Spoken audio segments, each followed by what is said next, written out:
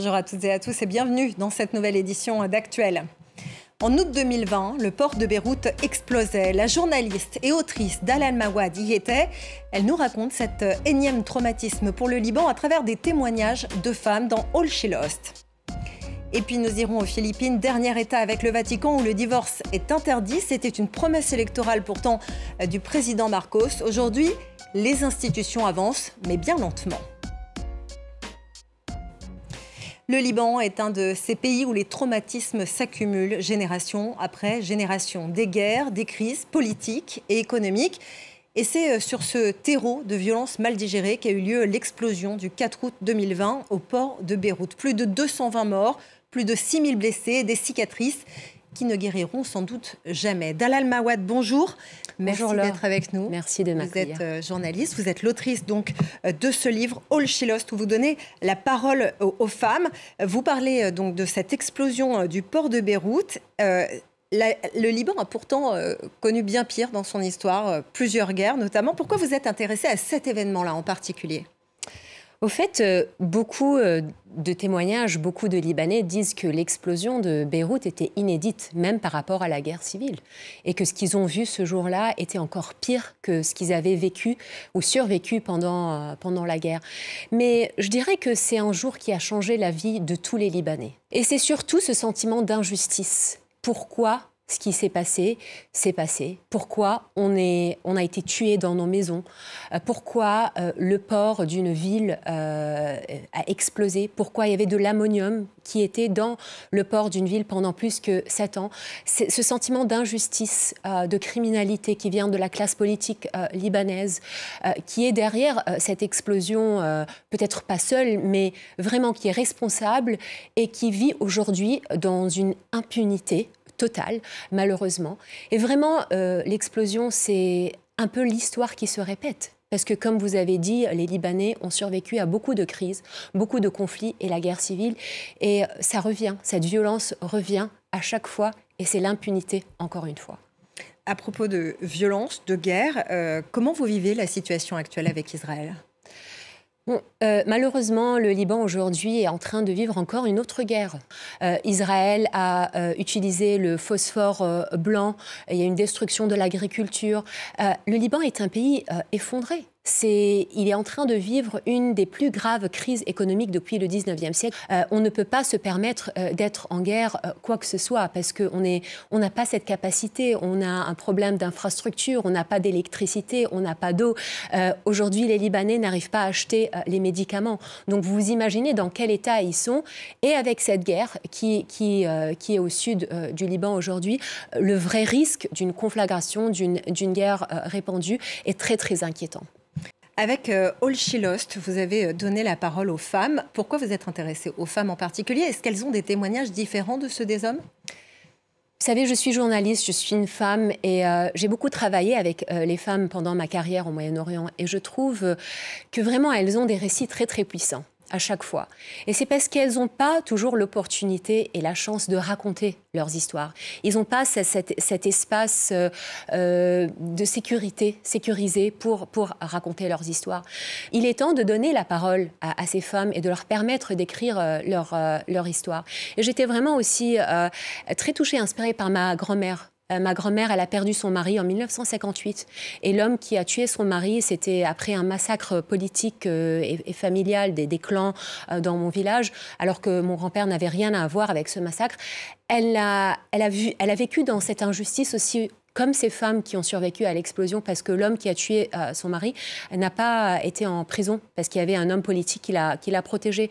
Et donc, j'ai vraiment vu ma grand-mère dans ces femmes, et j'ai voulu leur donner une voix, comme quoi je donnais une voix un peu à ma grand-mère qui n'avait pas aussi cet espace et l'opportunité de parler de sa peine et de cette injustice dans laquelle elle a vécu toute sa vie. Vous donnez la parole en fait aux survivantes, à celles qui tiennent debout malgré tout. Vous parlez d'ailleurs dans votre livre du mythe de la résilience. La résilience, ça n'existe pas au Liban ?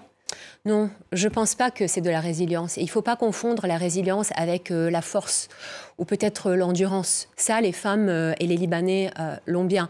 Mais pour moi, la résilience, c'est la capacité des êtres humains à surmonter une difficulté, une crise et aller vers quelque chose qui est mieux et non pas se conformer et s'adapter au mal. Aujourd'hui, les Libanais, ils normalisent la crise économique, ils normalisent l'impunité et le mal dans lequel ils sont en train de vivre. Je pense que c'est la classe politique qui est résiliente, ce n'est pas les Libanais.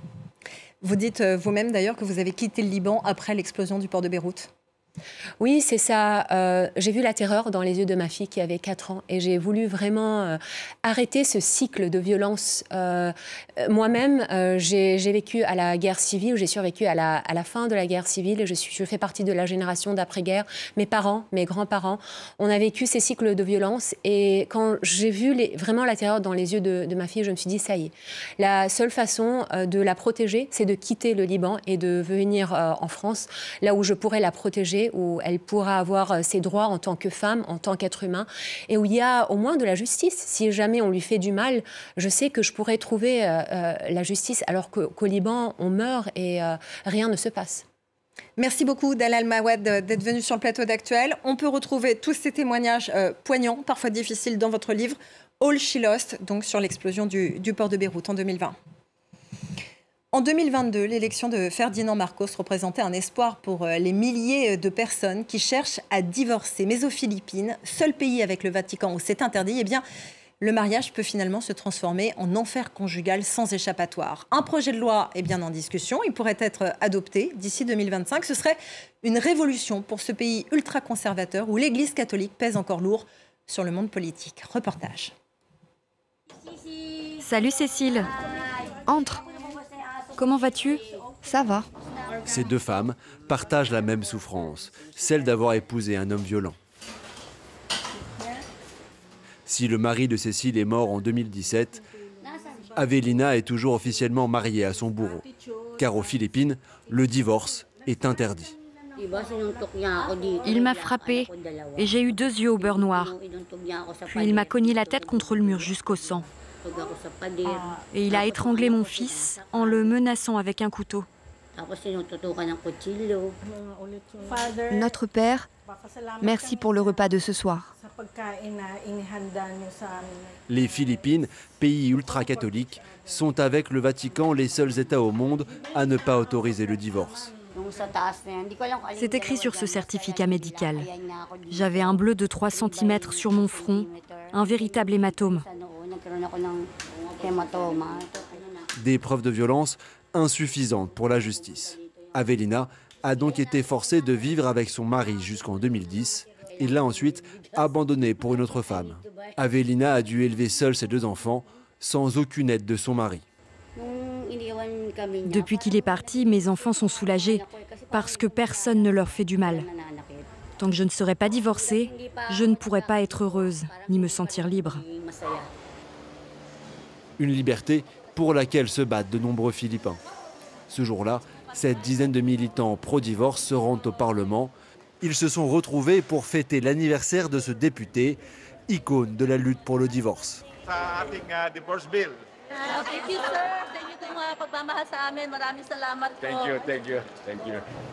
À 82 ans, il a fait de la question du divorce son dernier combat politique. Je suis très confiant. Je vais prendre ma retraite l'année prochaine. J'espère que d'ici là, cette réforme sera inscrite dans la loi philippine. Ce sera une victoire pour la démocratie et pour la République. Légaliser le divorce, une promesse électorale du nouveau président Ferdinand Marcos. 2 ans après son élection, une proposition de loi est toujours en examen. Un retard lié à l'influence politique de l'Église. La conduite de l'État ne doit pas être dictée par la doctrine conservatrice de l'Église. Ils disent que le mariage est sanctifié au paradis, mais beaucoup de couples vivent un enfer. Cette loi devrait être votée en 2025, mais d'ici là, ces militantes sont toujours légalement mariées. Alors, impossible d'épouser un nouveau conjoint ou de demander une pension alimentaire. Je voudrais dissoudre un mariage qui est mort depuis longtemps. Quand j'ai voulu vendre ma maison, ils m'ont demandé la signature de mon ex. Ce que j'aimerais le plus, c'est récupérer mon nom, mon vrai nom de jeune fille, avec ses 8 lettres. Aujourd'hui, ceux qui souhaitent se séparer n'ont qu'une option, l'annulation de leur mariage. Une procédure kafkaïenne où il faut prouver que son conjoint souffre de troubles mentaux. Cela peut prendre des années et coûter entre 2 000 et 10 000 euros.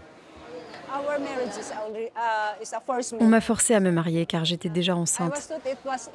Je pensais que ça aurait été facile de demander l'annulation de mon mariage, mais mon Dieu, c'est l'enfer. Ça dure depuis des années et c'est une procédure interminable et qui coûte cher. Ces Philippines sont des proies idéales pour des escrocs en tout genre. Sans possibilité légale de divorcer, elles se tournent parfois vers des moyens illégaux. En pleine rue, ces faux avocats vendent des certificats de divorce sans valeur en abusant de la crédulité de certaines femmes. Nous les filmons en caméra cachée. Combien pour un certificat de divorce? Un certificat de divorce? Oui, c'est ça. 55 €. Il me faut le contrat de mariage et à quelle date vous voulez divorcer. Dans ce pays à 80% catholique, plus de la moitié de la population est opposée au divorce. L'Église est encore très influente moralement aux Philippines. Elle n'est et ne sera jamais en harmonie avec l'idée du divorce, parce que c'est une loi absolue, une loi de notre Seigneur Jésus-Christ. Donc cette loi divine, personne ne peut la changer. Bien que l'Église ait condamné le projet de loi sur le divorce, la majorité du Congrès philippin devrait bien voter pour. Selon une enquête de 2022, aux Philippines, près d'une femme mariée sur 5 a été victime de violences conjugales. C'est déjà la fin de cette édition. Merci à vous de nous avoir suivis. À très bientôt sur France 24.